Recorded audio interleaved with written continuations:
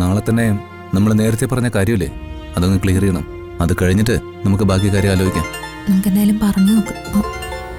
പ്രിയ ചേച്ചിയാണല്ലോ. Attend ചെയ്യ് Raju. Hello ചേച്ചി. മോനെ രാജു,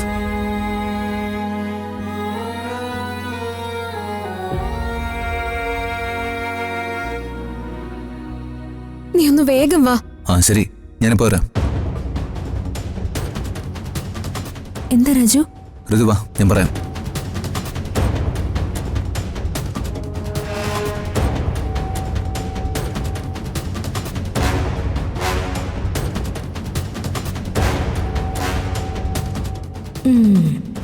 ഡിവോഴ്സ് നോട്ടീസ് അയച്ചെങ്കിലും ഇവന്റെ മനസ്സിൽ നിന്ന് അവള് തീർത്തങ്ങ് പോയിട്ടില്ല.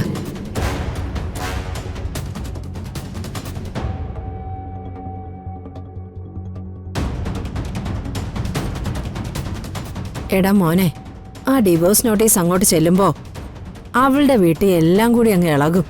പിന്നെ എല്ലാരും കൂടി ഇങ്ങോട്ട് ഇരച്ചു കയറി വരാൻ സാധ്യതയുണ്ട്. വരട്ടെ അമ്മ, അപ്പൊ നോക്കാം.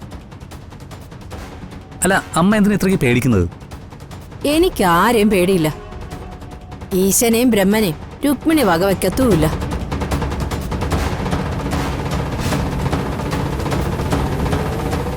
പിന്നെ സായിപ്പിനെ കാണുമ്പോ കവാത്ത് മറക്കും പോലെ നീ അവരെ കാണുമ്പോ ഭാവം മാറാതിരുന്നാ മതി.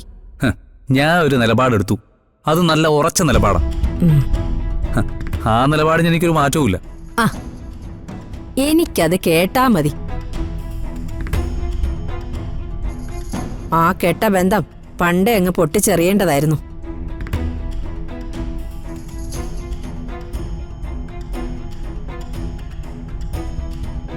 ഹരീഷേ,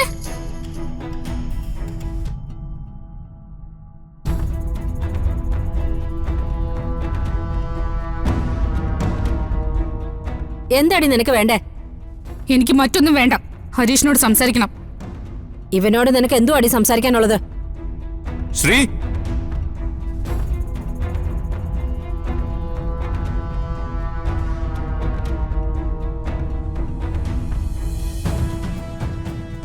നിനക്കിപ്പോ എന്താ വേണ്ടേ?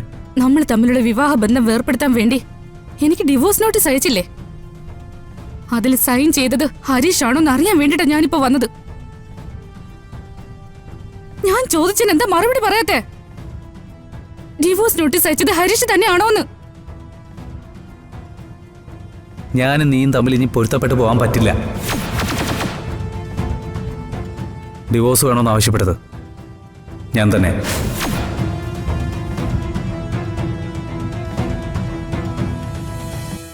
ഹരീഷ് ഒന്ന് നിന്നെ. നീ അപമാനിച്ചു വിടുന്നത് നീ പ്രേമിച്ച് കല്യാണം കഴിച്ച പെണ്ണിനെയാ. പാപോ ശാപോ ഈ ഭൂമിയിൽ തന്നെയാ. പക്ഷെ ഈ ശാപം നിന്റെ തലയ്ക്കടിക്കും.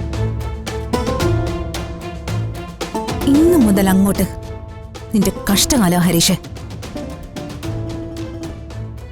നീ ഇന്നു മുതൽ കരയാൻ തുടങ്ങുക. കരഞ്ഞു കരഞ്ഞൊടുവില് ഇവളുടെ കാല് പിടിക്കാൻ നീ മുൻപിൽ വരും, അതറപ്പാ.